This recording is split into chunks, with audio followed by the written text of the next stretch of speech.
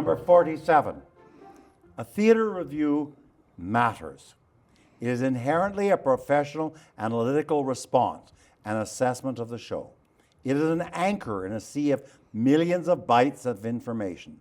It may be skewed towards the mass market, the general public, my mother, or the theater community, and it is in service to both the reader and the art form. And I think that's important, the last thing. It works for both the theater and the art form. Not just the readers, but it's working for everyone. And that's a huge responsibility. That's a huge, and so you don't do it lightly. You know, you realize that a lot of people, their jobs, their lives, when they read that, that's themselves they're reading about. And I think that's really important. It's not something you toss off willy-nilly. Yeah, and it actually brings us full circle to the beginning when I was when we were first talking. Is that theater critics are a part of the artistic process. We're not separate from it. We're the end stage. We're almost like the period at the end of the sentence. We belong to that part. We don't belong to that part. And we're not the antagonists. No, we're not the foes.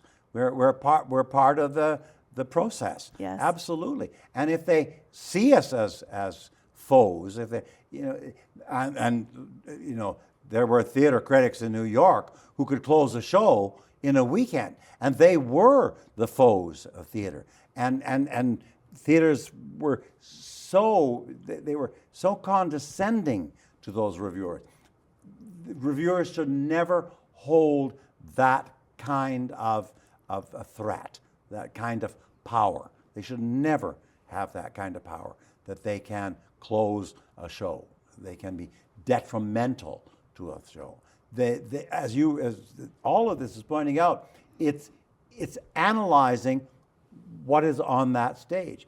It's not saying, this is garbage, this is great. No, it's analyzing what's up there, and it's that the whole thing with criticism is how well did they do what they set out to do.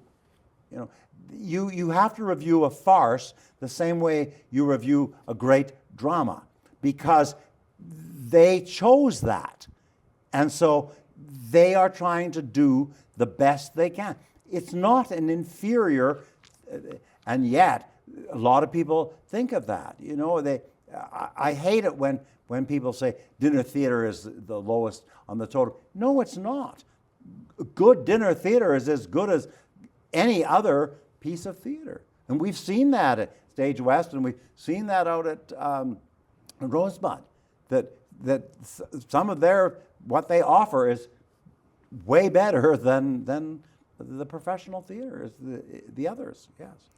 I think the thing that's misunderstood too is in the same way that when an actor auditions for behind a panel of people who are judging them, the people behind the table want the actor to do well. They really are willing the actor to do well. And when we go to theater, we want them to do well. We don't want it to be bad. We don't. And Caroline, no one sets out to create a bad production. No one. If it ends up that way, it's because of a lot of things that happened along the way. But no one sets out to write a bad play, to produce a bad play, to act badly. No one sets out to do that. Mm. So that's what you have to take into consideration. When we go to see a play, we're hoping for the best. We're hoping for the best. Yes. Yeah. And I think one of the wonderful things that we can do as critics is celebrate excellence. Mm-hmm. That's what we can bring to the party, is we can shine a spotlight in a way and say, look how fantastic this was. Isn't this a great thing? Yeah, yeah. And we have to remember that those people who put the show together is like the the song, "Let Me Entertain You." That's what they set out to do. And so we're saying, how well did you do it? Yes. Well, I'm so grateful that you could spend this time to do this with me. When we often drive out to theater in Rosebud and we're in the car on the way, I wish we had a tape recorder that we could tape record some of this conversation. And then I'm so glad that you were able to share all of your passion and your professionalism to do this, and your time to do this project. And it's always fun to think about the things you do. You just take it for granted after a while, but there's a lot goes into it. Yeah. Well, I also wanted you to know that I think that people change when they see something and they want that thing, and that's what can change them in the trajectory of their lives. And it was seeing you on a panel with at a conference that was a national conference talking about theater criticism that made me go, I want to do this too. And it was you speaking about having a macro perspective of theater. At that time, as a theater practitioner, I was really focused on the nuance, the comma, the gravel on the stage, the moment, the turning, everything. And what I really wanted to have was this big overview and oversight. And I was so inspired by that panel that it changed my life, and now look at me. Oh, wow. So thank you for that. You're welcome.